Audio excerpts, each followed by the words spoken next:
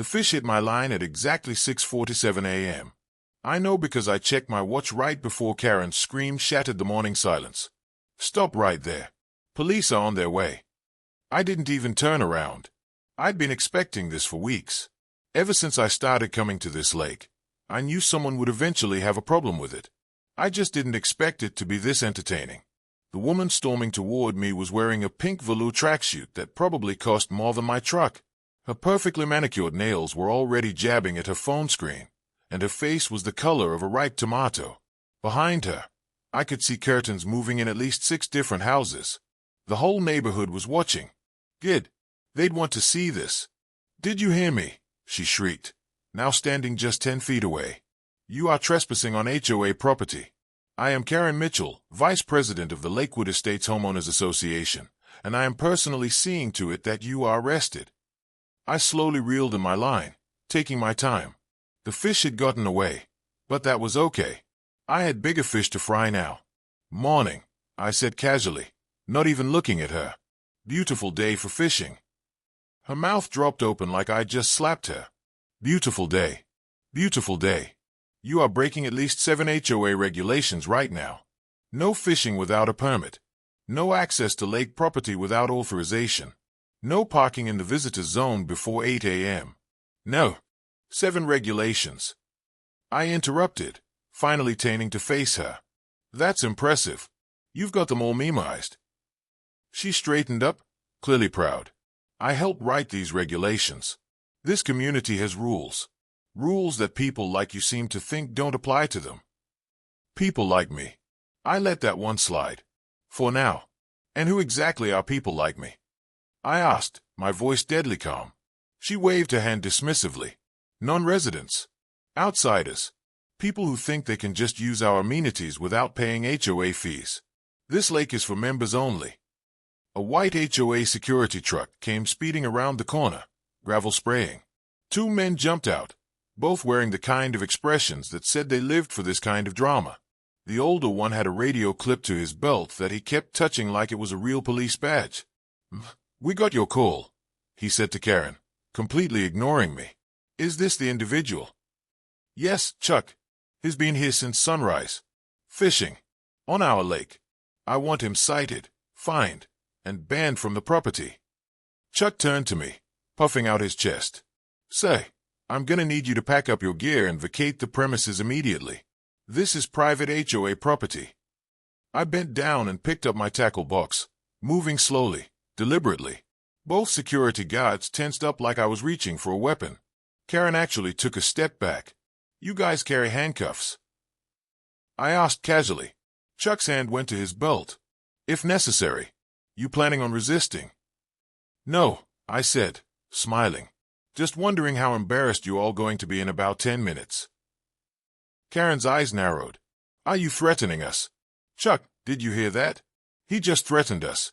That's another violation. More neighbors were gathering now. I could see phones out, recording. An elderly couple in matching bathrobes stood on their deck with coffee mugs. A young guy with a man bun was live streaming from his phone. Perfect.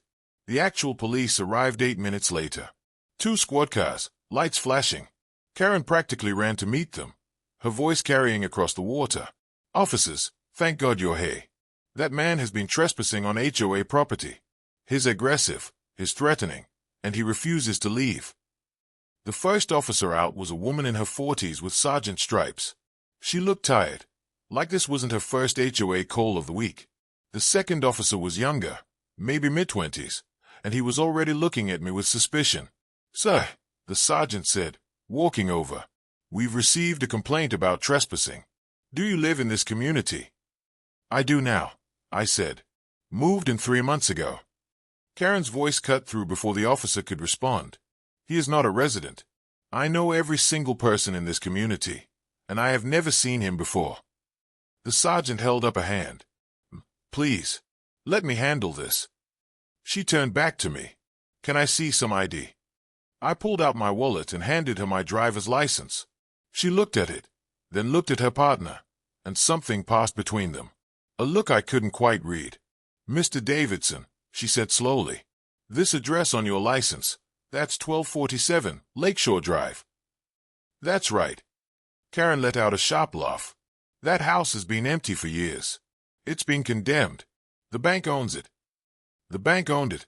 I corrected. Past tense. I bought it at auction. Paid cash. Been fixing it up for the past 3 months. The younger officer stepped forward. Sir, that still doesn't give you access to HOA amenities. The lake is community property. I smiled. That big, slow smile that made Karen take another step back. Community property, I repeated. That's interesting. Chuck, you said the same thing. Karen, you've said it at least 3 times now. HOA property. Community amenities. I paused. Who told you that? Chuck looked confused. It's common knowledge. The lake is part of the Lakewood Estates HOA. It's been that way since the development was built in 1998. 1998, I said, nodding. Good year. I was in college. But here's a fun fact about 1998. Want to hear it? Karen crossed her arms. We don't have time for your games. In 1998, I continued, ignoring her, this lake already existed. It had existed for 34 years. Since 1964, to be exact, when my grandfather bought it. The silence that followed was beautiful. You could hear birds chirping, water lapping, someone's ringtone going off in the distance. The sergeant spoke first. Your grandfather owned this lake. Owns, I said. Well, owned. He passed away 2 years ago. Left it to me in his will, along with everything 200 feet from the waterline in every direction. Karen's face went from red to white in about 3 seconds. No, that's not possible. The HOA. The HOA built houses around my family's land, I said, pulling out my phone. They built a whole community, marketed it as luxury lakeside living, charged premium prices, and never bothered to check who actually owned the water. I opened my phone's photo gallery and pulled up the pictures I'd taken of the original documents. The 1964 property deed, the survey maps, the title insurance, the tax records showing my grandfather had paid property taxes on this land for 40 years. Officer, I said, handing my phone to the sergeant, feel free to verify. I've got the originals in my truck if you want to see them. The sergeant scrolled through the photos, her expression growing more serious with each one. She handed the phone to her partner, who let out a low whistle. The sergeant said to Karen, when did the HOA take ownership of this lake? Karen's voice was shaking now. We've always had it. Since the development was built. It's in all the HOA documents, the bylaws, the property agreements. Can you show me the deed? The sergeant asked. The deed? The property deed, showing that the HOA owns this body of water. Karen looked at Chuck. Chuck looked at the other security guard. The other security guard pulled out his radio and called someone. We'd have to check with the board president, Karen stammered. But I know we own it. We've been managing it for 25 years. We built the docks, the walking paths, the picnic areas. On my property, I finished. Without permission. Without a lease. Without even asking. The young officer looked at his sergeant. That's a problem. That's a big problem, the sergeant agreed. More people were gathering now. I counted at least 20 neighbors, all watching, all recording. Karen noticed too, and I could see the panic setting in. There has to be some mistake, she said, her voice rising. We can't just, we've invested millions into this lake. The beach renovation alone cost $400,000. The new dock system was $1.2 million. The walking paths, the landscaping, the lighting. How much? I asked quietly. She didn't want to answer. I could see it in her face. How much? I repeated, louder this time. Chuck answered for her, his voice barely a whisper. Total improvements over the last 10 years, approximately $8.2 million. The number hung in the air like a bomb about to explode. $8.2 million, I said slowly, letting each word sink in. That you spent on MY property. Without asking. Without a contract. Without any legal right whatsoever. Karen's knees actually buckled. She caught herself on Chuck's arm, but her face had gone completely gray.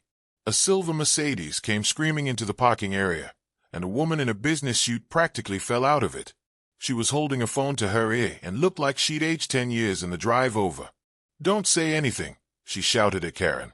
"Not another word." The sergeant raised an eyebrow. "And you are?" "Diane Foster, president of the Lakewood Estates HOA. And you all need to stop talking immediately. This is a legal matter that will be settled through proper channels." I laughed. Actually laughed out loud. Proper channels. Like checking property records before building an $8.2 million development on someone else's land. Diane's face was like stone. "Mr. Davidson, I'm sure we can come to some arrangement. Some kind of retroactive lease agreement. Perhaps compensation for use of the property." "Oh," I interrupted, "we can discuss how you knowingly built on private property, charged residents for access to amenities you didn't own, and filed false police reports claiming I was trespassing on my own land." The sergeant was writing things down now, which seemed to make Diane even more nervous. "This is absurd," Diane said, but her voice lacked conviction. "We've been here for 25 years. There's adverse possession laws, squatters' rights. There's also fraud," I said, "and theft, and about a dozen other charges I'm sure these officers can think of." The younger cop nodded. "False reporting, for starters. Harassment. Possibly even extortion if you've been collecting HOA fees based on lake access you didn't have the right to provide." Karen made a sound like a wounded animal. Several of the watching neighbors gasped. "People are going to sue," someone in the crowd said. "We paid premium prices for lake access. The property values are going to tank," someone else added. Diane spun around. "Everyone calm down. We will handle this.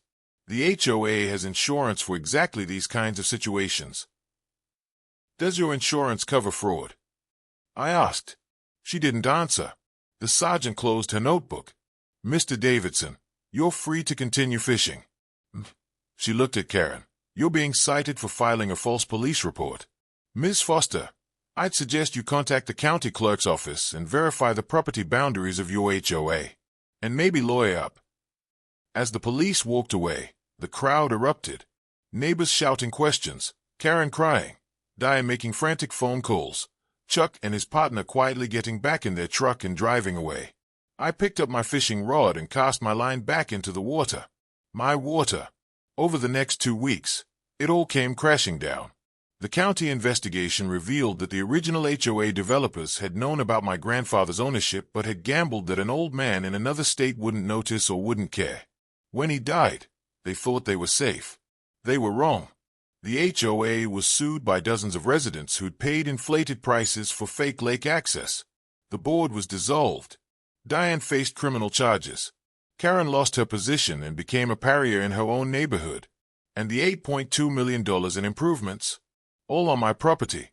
The HOA had no insurance coverage for intentional fraud, so it came out of their emergency reserves. It bankrupted them completely. I sat by my lake every morning after that, fishing in peace. Neighbors would walk by and wave now. Some apologized for not speaking up sooner. A few asked if I'd sell them fishing permits. I always said the same thing. The lake's not for sale, but you're welcome to fish. Just ask first. Because that's all they had to do. Just ask. Check the records. Follow the law. Instead, they assumed. They bullied. They called the cops on a man fishing on his own property. And it cost them everything. I caught a beautiful bass that morning, right where it all started. As I reeled it in, I couldn't help but smile. Sometimes the biggest catches come when you're patient enough to wait for the right moment. And sometimes, justice is just as sweet as revenge.